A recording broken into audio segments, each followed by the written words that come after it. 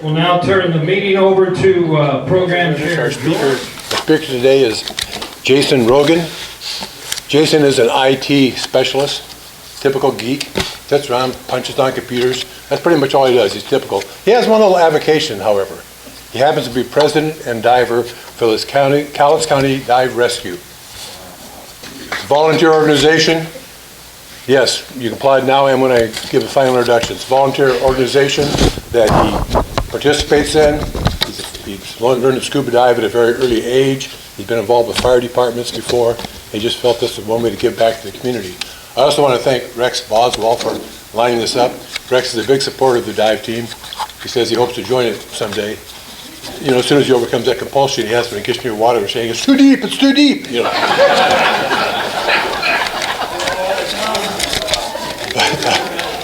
But Jayson will be is the president. He'll be our speaker today, so please help me give him a nice warm welcome.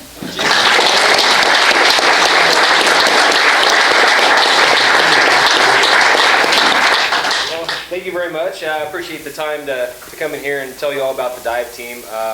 Like George says, I'm a diver on the dive team. I'm also Swift Water Rescue certified. A few years ago, we got most of our guys certified for that as well.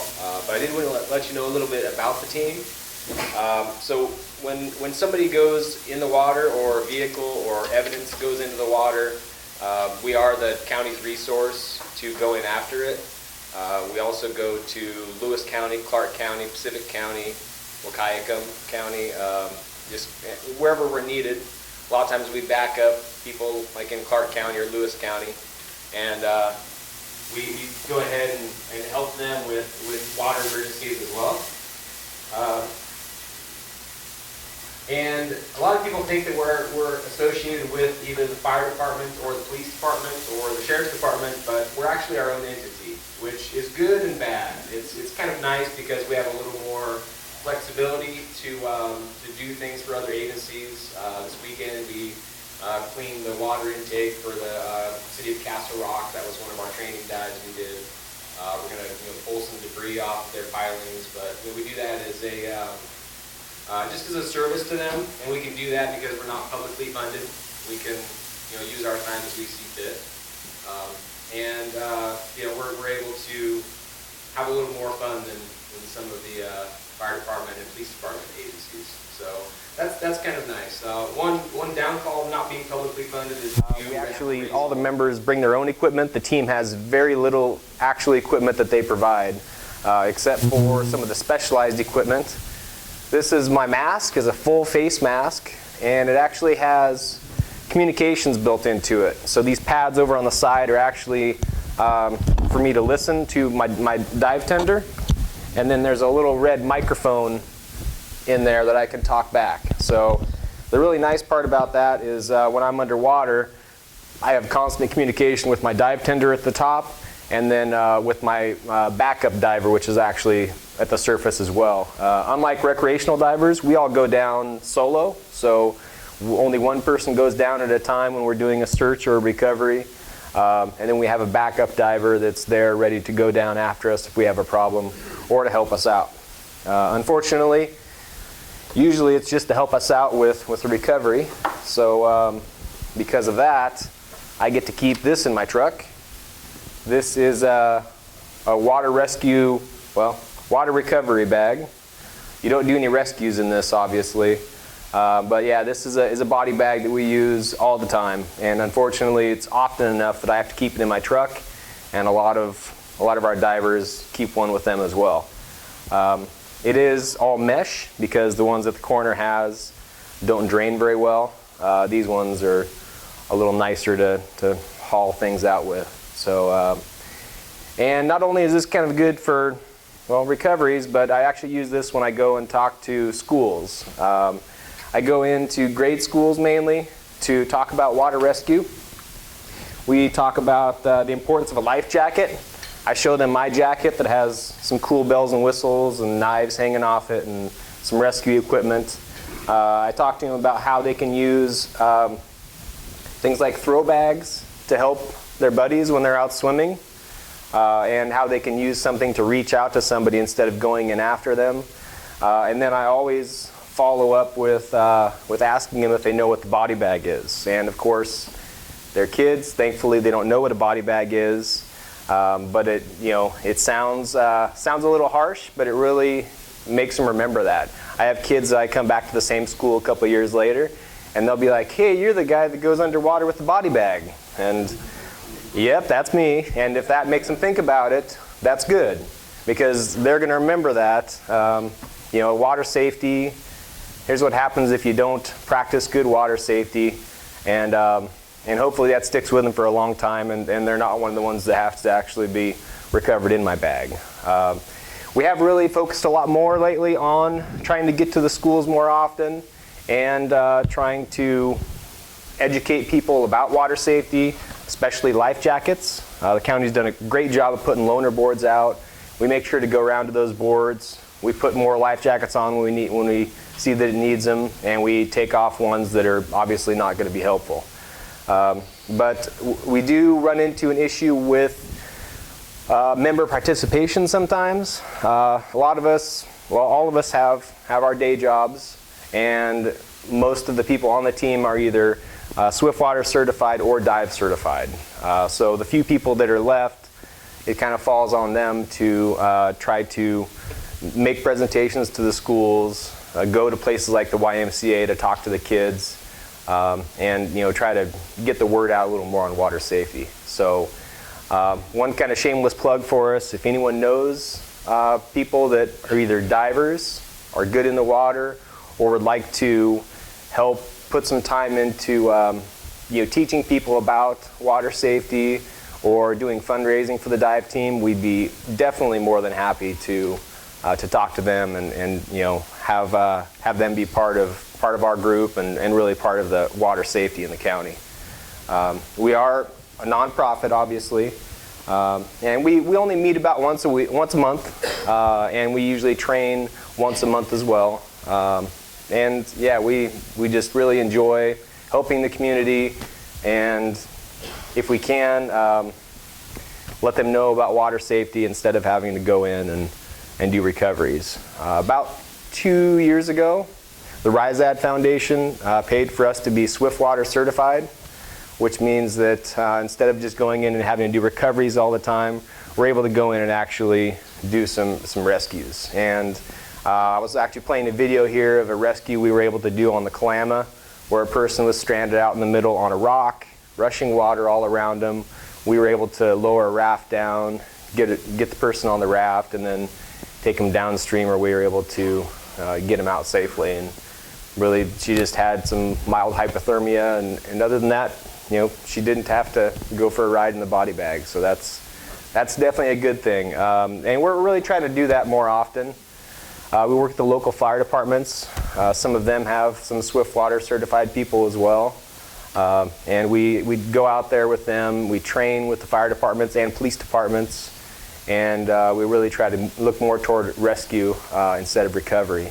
Recently, we talked to Kelso Police, and their captain over there, they went through the chain of command. They ended up getting throw bags for all their vehicles, and we've gone through with all of their officers and practiced throw bagging with them. We showed them how to use the throw bag.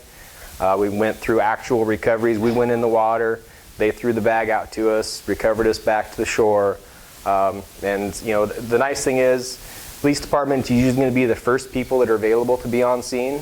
So when they have the tools to effect a rescue, even before any of us get there, that's great for us. We really appreciate that, and we try to get as much as that going as possible. They also picked up some life jackets, because of course, even if you're trying to make a rescue, you do have to keep yourself safe. So they got throw bags and life jackets for all of their vehicles out there. So that's just one thing they haven't talked about much, but Kelso Police did a great job on getting that, getting their officers ready to effect rescues for us. So hopefully, we'll work with Cowlitz 2 and Cowlitz 6 Fire, is we'll get a little more joint cooperation going on some of the scenes, because again, they're usually ready to go. They have people, warm bodies in there ready to respond where with the dive team we're usually either all at our jobs or at our house, not at the 100% ready stage. So we're definitely trying to work on that more often, where we can be backup for them if they can be the first people on scene. Hopefully they can effect some good rescues.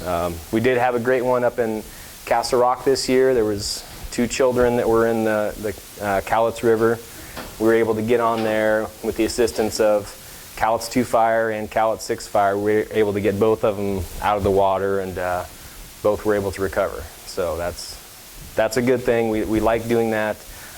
Learning swift water rescue really has helped us to have a little more positive outlook when we were able to respond on scene. So, but I'm going to go ahead and, if you have any questions. Oh. You're underwater with your mask and the communications. Are you tethered? Do you have a wire running? Communications? Definitely. So how all of our dives work is we're always tethered to a line tender at the surface. Because we're doing a solo dive, if something happens to us, we have to be able to be recovered or rescued as well. So we're always tethered to a line tender. Usually it's by a rope like that throw bag, or we have another rope that has a communication line built into it that plugs directly into our mask. So it's basically like we have a phone line up to the dive tender. They wear a headset, and then all the communication goes through the actual rope that we use for rescues. We actually use a rope for a couple different reasons. One, it's a safety concern if we aren't tethered. A lot of times public safety divers can end up passing out or having heart issues while underwater. It's a lot of strain. Your blood pressure's up and you're breathing through basically a straw. So a lot of public safety divers have issues passing out. So when we're actually tethered to our line tender, if something does happen, we do pass out, they'll know we're not responding because we have verbal communication. They'll actually be able to send another diver down that rope to get directly to where we're at. If it's really bad, of course, they can use that to pull us back out. And the other part of it is when we're doing a search, everyone lives in the area, so they know how the Cowlitz River looks. Right now it's beautiful because we haven't had very much rain to push all that silt through, but normally our visibility is around 3 inches. So we can't tell which way is left, which way is right. We can't even read our compass. So that line is our only point of reference when we do a search pattern. So in order to keep us in a pattern that's going to actually cover the correct areas, we have that line as a point of reference. So that actually is we term it our single most important piece of equipment is the rope back to our line tender, and the communications goes through our larger ropes. So, yeah. It seems a little bit like a mixed blessing because it seems like something else that could snag. Well, it definitely is. There definitely is an issue with it snagging, but we had one call, it was probably about 8 years ago, to Wahkiakum County. They had a dive team at one time. They weren't public safety trained, they were trained as standard rescue divers.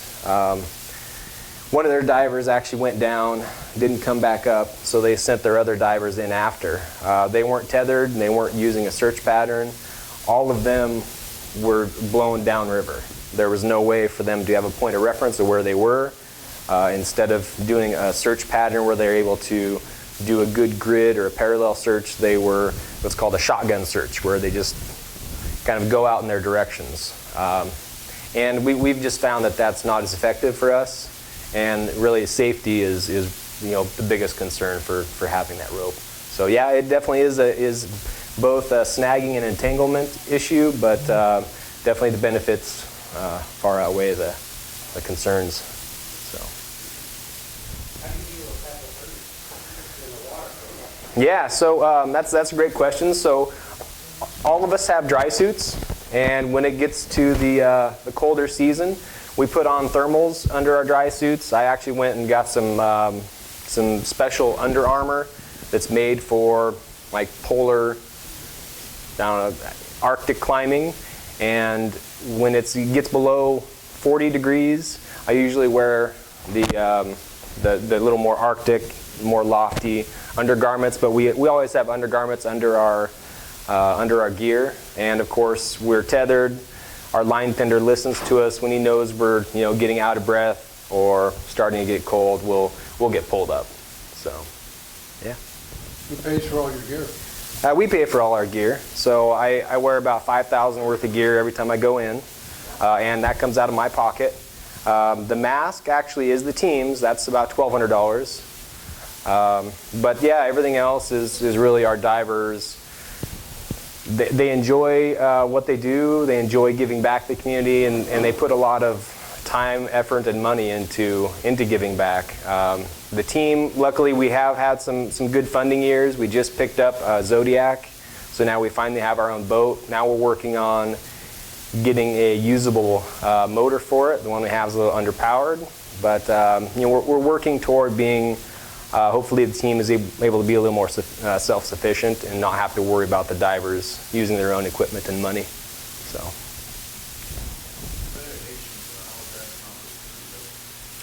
So we go through a few different agencies. There's National Association of Police Divers and Dive Rescue International, and all of our divers go through certification through those agencies.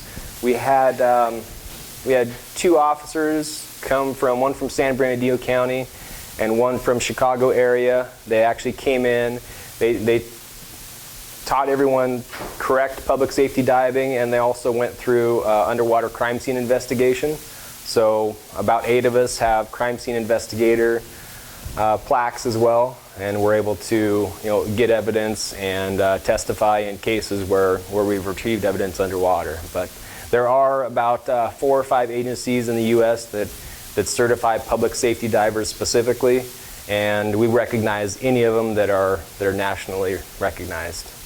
So. Do you serve Columbia County? Yeah, we actually were called out by the Coast Guard to go down to Columbia County. We pulled one of their missing pieces of equipment out from underwater. But they actually have their own team there as well that's mainly made up of officers. So they have the full-time job as an officer, and then they do dive rescue basically as a secondary part of their mission. So we work with them, but a lot of times they're the primary in their area. So, yeah. When you're cleaning out the intake for Castle Rock and removing debris from wherever, and you're in the Cowlitz, is that rope what's holding you? It depends. The current part of it is you're doing something, or you just be swimming as hard as you can. Yeah, with the cleaning of the intake, actually that's in a nice little cove that didn't have too much current. So normally we can do that without an issue. We did have our Zodiac upriver with a line down to our diver just in case. The last time we cleaned the debris off of the pilings where the boat launch is, we did have another boat upriver and then a line down to us just to keep us out of the current. That's normally how we would do that. We have a boat above that actually tethers the diver, so they're able to get lowered into an area and work, and then hopefully get pulled back. So, yeah. What is a throw bag? A throw bag has, that one has 75 feet of 3/4 inch rope that's rated about 900 pounds, and it's floating rope, and that's all it is. It's pretty low tech, but really does a great job. All you actually do with it is you hold the piece of rope, you grab the rest, and you throw it, and it just deploys. It does have a little float in the bottom of it there, so when it gets in the water, it doesn't sink. The main thing is you just aim across someone's body that's going downriver, and that is a great, inexpensive way to really effect a rescue. We also are able to use this as our rope for doing searches, or we can use it to tie off if we need to do anchor points to pull something out. So, but yeah, it's just floating rope that goes in a bag that we're able to throw to somebody. It's a great way. It's probably about $45 or $50, and if anyone has a boat or is out in the water often, I really recommend looking into one of them. The one time you could use it in 20 years maybe, it could really make a difference, either for yourself or for someone else. So, yeah. Who do you think the community can need help? The intake staff a lot. Do you offering money up to your organization to help you out? Well, anything that's publicly funded can't make a donation. So they're not able to make a donation to us, and we're not looking for, we don't really charge them. A lot of times when we have tow companies that we hook up vehicles for, they'll make a donation for us or have us make an invoice for them because of course they charge for the service and they want to make sure that we're reimbursed. Now Carl's Towing we work with a whole lot, and they're really good about telling us, hey, we want you to charge us, how many guys did you have, send us a bill, and they're more than willing to not only give us some money, but they train with us as well. So it's very helpful. This is a practical application that you might talk to Ron Stopper. He has a floating rope on his boat, and we've towed in several independents, gals that were skyline climbing in a canoe. Yeah. He wouldn't let me keep Bill wanted to keep them, yeah. Yeah. Well, if you ever need some help, we're able to respond as well. So, yeah. Thank you very much. Appreciate you doing it. Okay, thank you.